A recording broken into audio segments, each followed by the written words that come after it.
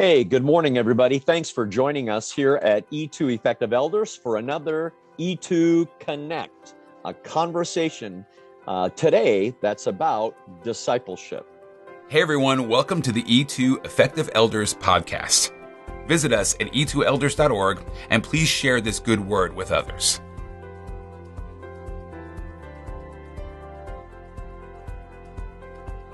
Hey, everybody. We are so grateful that you are listening in and or watching this podcast that is made possible by CDF Capital, our faithful partners in ministry.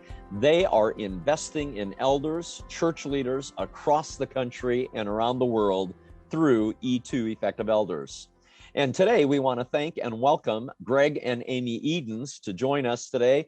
Greg and Amey are serving Jesus at Bright Christian Church over in Bright, Indiana, just minutes from Harrison, Ohio, the state line. Greg, Amey, good morning. Good morning. Good morning. Sure glad that you're with us today.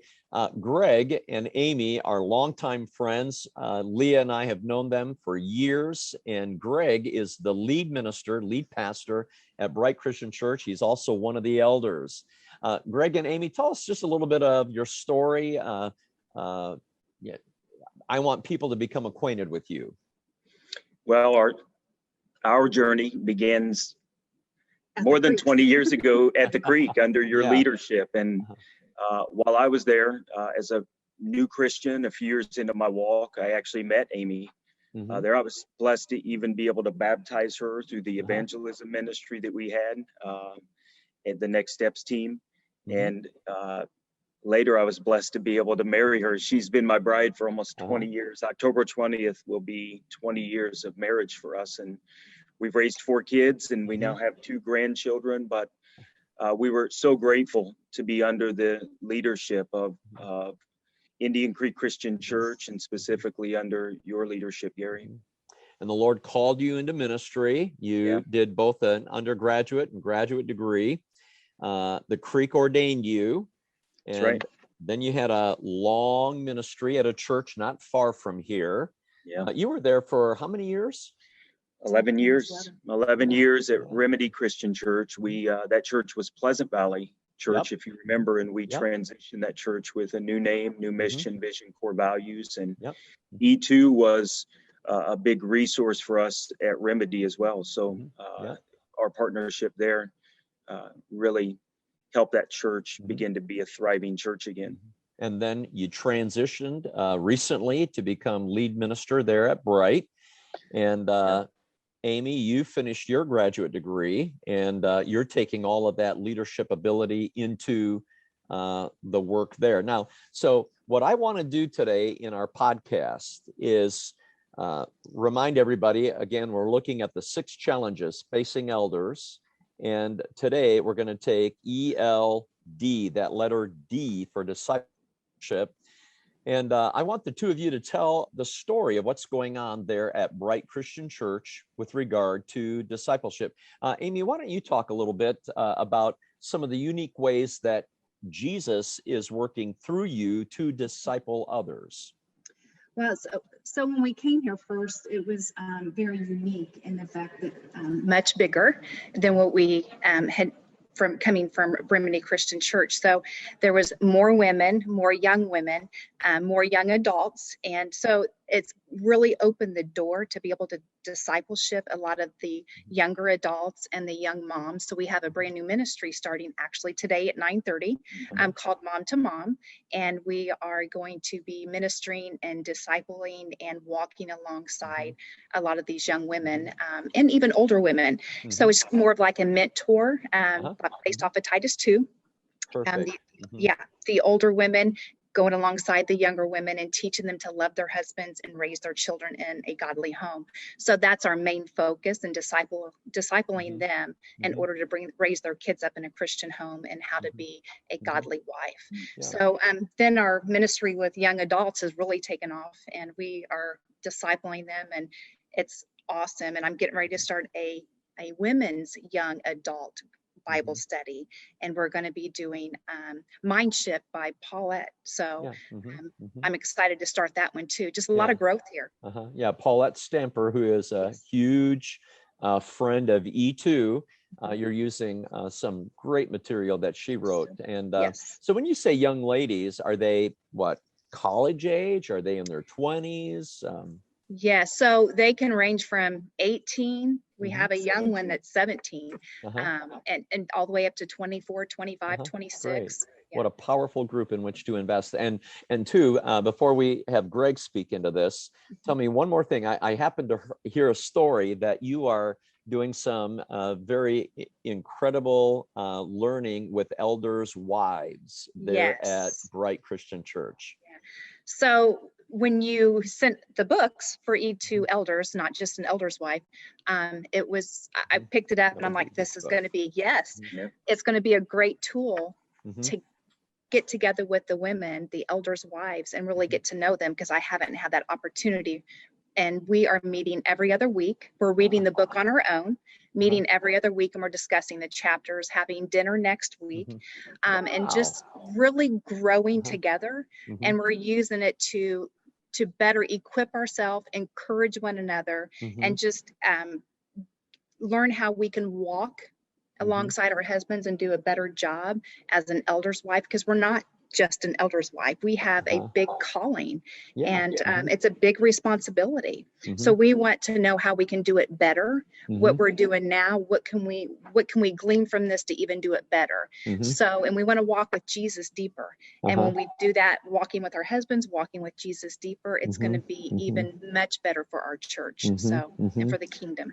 Yeah, that's huge. I want to thank you for that great testimony, that story, that you're using the book, you're using the discussion, reflection questions, that you're on this journey with one another as women in faith, particularly in this unique role as elders' wives. That's exactly why we invested in that book. Exactly why. Yeah. Thank you for doing that. It's a huge help. Yeah. And I'm confident that as you're moving through the book, you know that the content of that book can be used with other women of faith.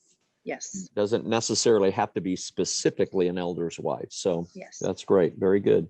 Hey, Greg, tell us a little bit about discipleship in your camp. I know that the Lord has really called you, stirred you to invest in other people, to disciple them. Yeah, I look back and I just remember the guys that have invested in me. And so it's really been important to me, and it's been a real challenge in my ministry to help grow people. It's something I long to do. So when I came here, first of all, Amy is my closest partner in ministry. So for her to bring up the young adults that we've been serving, it's one of the fastest growing age demographics we have at Bright Christian Church now, which isn't common in a lot of areas, but young adults are here. They're wanting to not only learn, they're wanting to serve. So we put a lot of we put a lot of our focus on the young adults, and so many young adults are struggling. So discipleship, I remember Mike Spence, an elder there at the Creek, saying something to me several years ago. He said that you, as an eldership team at the Creek, had redefined what discipleship means, and not really defined what it does, but just simplified the definition. And he said, discipleship is relationships that help me grow spiritually. And I've never forgotten that statement from Mike, my good friend in the Lord. And I've taken that and I've thought, how do I form relationships that help me take people deeper in their commitment to God and the Word of God? And that's exactly what's happened with the young adults here. I also started immediately a group called Iron Sharpens Iron. And it was focused on reaching men. And so Iron Sharpens Iron is a very strong discipleship ministry that we have here on Tuesday mornings from 7 to 8 a.m. We have about 30 guys attend regularly. And that's a ministry that we've put a lot of focus on. But also with not only our ministry staff here, we've been doing a Bible study together as a staff, which has changed the relationships of our staff. People are growing deeper together. But we also started Healthy Elder, which you'll be glad that we're in. Healthy Elder is one of the books. in your series, and I've read the entire series and I've studied the entire series with elders, but this book in particular, our elders are actually starting a separate meeting from our elders meeting, where we're just going through the book and we're answering questions. We're going through these evaluations that you have in here, if you will. I'm trying to think of the way that you phrase the questions, but the prescription for a healthy elder. And as we go through these and we're asking these questions, we're answering these. We all long to be healthy elders and leaders. And Gary, I have to tell you that elders at Bright Christian Church are serving at such a high level. Greg, give us some examples, okay? Well, one quick story. Yeah. Well, we just had Amy and I were involved in a festival here, a parade. It's called the Bright Firemen's Parade, which in our community is huge. And our church serves as the hub of where everyone sets up. The entire parade is set up in our parking lot and is led by police officers, and it goes all the way from our church to our fire department. It celebrates first responders, raises money for them. And our first responders, many of them actually attend Bright Christian Church. So it's a big deal. So last Saturday, Amy and I were in that hot Saturday weather. We were all sweaty. We were just about to leave the parking lot and I got a phone call. The phone call was that there is a gentleman in our community who was terminally ill from cancer, was close to dying, and he wanted to surrender his life to Jesus Christ. Wow. Before it was too late. So I said, I can leave. I'm a mess. But what I did was I called Paul Berryhill, one of our elders, and Tony Schroeder, who you know well. And Paul said, I'm on it. And they said, give us the address, give us the name. You stay there, you impact the community. We're going to go and we're going to impact our community by meeting with this gentleman. They led him through the process of salvation that Saturday. The very next day, he was baptized in the Lord in his wheelchair in our baptismal with his grown son. His grown son made a decision for the Lord because of dad's courage and his commitment to Jesus Christ. Paul Berryhill did communion this Sunday, and he shared that story just about how he was overwhelmed with how God put him in just the right place at the right time. So it's a very encouraging story of how someone's eternity is changed because of the urgency of our elders. They're leading at such a high level. Yeah, what a great story. And it's obvious that you are investing in those elder relationships, that like iron sharpening iron, that's happening in and among your elder team, as well as with regard to the guys that are in that discipleship encounter throughout the week. So the two of you are investing time, energy, effort in relationships that are pretty key within the church. So here, the two of you are at the core, and then you've got this next inner circle, and that inner circle would be your leadership team of staff and elders. And it sounds like they, in turn, are investing in still others as well. That's powerful. Can I share one more story, yeah, Gary? Please. Recently, Caleb, our youngest, he left for the United States Air Force. And right. One of the things that he did, one of the things that he did was his Bible got misplaced by himself. Yeah, his Bible got misplaced, and we couldn't find it, and it was really bothering him before he left. And I grabbed my Bible wherever I go. I put it in my car, and Amy and I we took Caleb, and I had my Bible on my dash, and it really bothered Caleb. He said, we need to stop on our way up to Columbus, Ohio, and pick up a new Bible. We got busy with some other things at the mall, and we got to the hotel, and he said, I forgot to get a Bible. Well, when you get to the hotel, you belong to the U.S. military. You do not leave. So Amy and I got in the car. We were in this area where there was very little. Many stores have closed down, including the Christian bookstore. We went to Walmart. We went to a couple of stores. We couldn't find a Bible that would be useful for him. So I have my Bible with me with many notes I've written in there, and over we ended the years, up giving that to him. Oh. But I came home and I found his Bible. As a matter of fact, Amy and I stayed up until 10 o'clock searching for that Bible. It was bothering us as much as it bothered him. The real reward was that as a married couple, we've raised our kids in the Lord, and Caleb cared more about whether he had his Bible than anything else. And so he took that Bible, and we came home, and not only did we find that Bible, we flipped through it and we saw the notes he was handwriting in his Bible. This weekend I preached from Caleb's Bible because I handed him my preaching Bible to take to the Air Force. And when I was flipping through Sunday, preparing for the message and just worshiping God, there were notes in this Bible as well.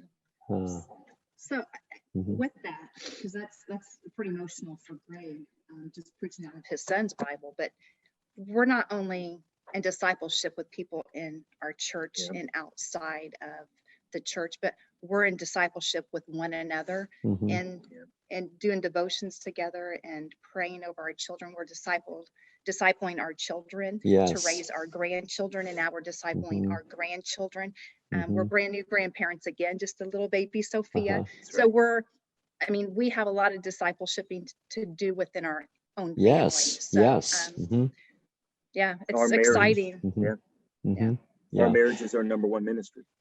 So that ELDERS, 6 challenges of elders, that letter D, elders, you're the preaching elder there, but it sounds also like the elder team, as well as their wives, are taking seriously this responsibility to make disciples of other people, who then will go and make disciples of other people. So it's a great story. We're so grateful for the partnership with Bright Christian Church. You are investing in E2, our ministry. We're grateful to walk with you as a church family. But Greg and Amy, I want you to know that I have known you two as a part of our lives for many years, and you are a blessing to Jesus. Your faithfulness, your sense of commitment, your courage to do life in a very God-honoring way is of great benefit to us. And we want to thank Jesus for the two of you. So be bold, stay faithful, and keep making disciples who make disciples. Thanks, Gary, and thanks to E2 and your team. It's our pleasure. We're going to keep walking together for a long time, the good Lord willing. All right, have a great day. You too. God bless.